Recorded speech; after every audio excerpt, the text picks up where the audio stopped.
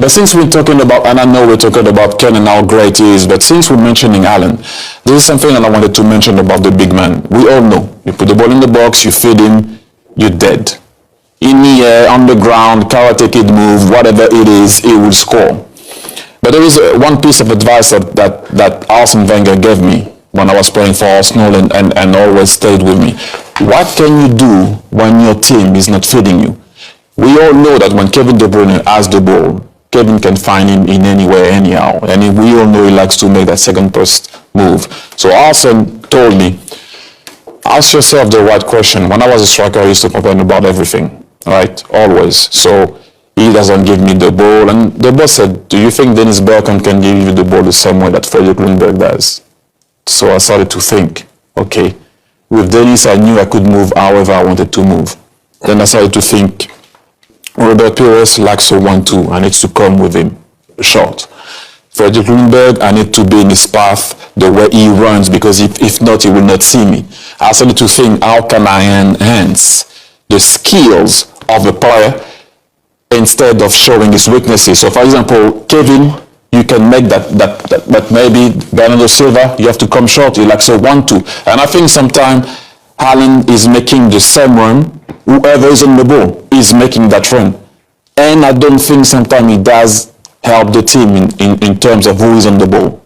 Is there not a flip side to that though? So what you're saying is he's going to adapt to those players, but then is there, as I just said, is there not a flip side to that where they're not playing with Aguero, they're not playing with a false nine, they're playing with Haaland.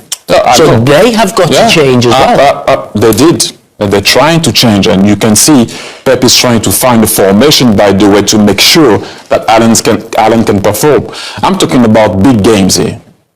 How many games Man City during the season, for example, are not like on top of the other team? So he doesn't so much have to adapt to those players, but we've seen in big games that is not often on the ball, that he doesn't touch the ball, that they can't find him.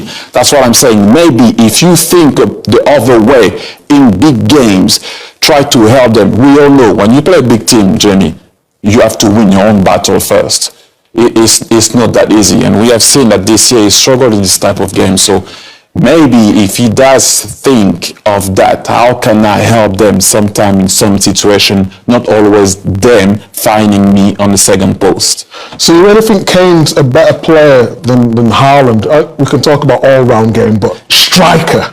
Well, he scored 25 league goals this season, Haaland, even in a system which is not suited to him. No, but I totally understand that about the goals. But we all know that City won the league without those goals before. Mm-hmm. They have those goals, they're second. What is that supposed to mean? Some of the guys that are top of the Alan Shearer scored a lot of goals, he won the league one time. Harry Kane scored a lot of goals, still didn't win anything. It's not always about goals, it's about what can you bring for the team also. When you talk about the team theory, do you think Man City are a better team now with Erling Haaland, or they were a better team last season? I think it did stop what they were about. They had a certain way of playing. You didn't know who was going to drop, come, who and where. I think now they are a bit more predictable. If I can say, that doesn't mean you can stop them easy. That's not what I'm saying. I'm saying that they're more predictable.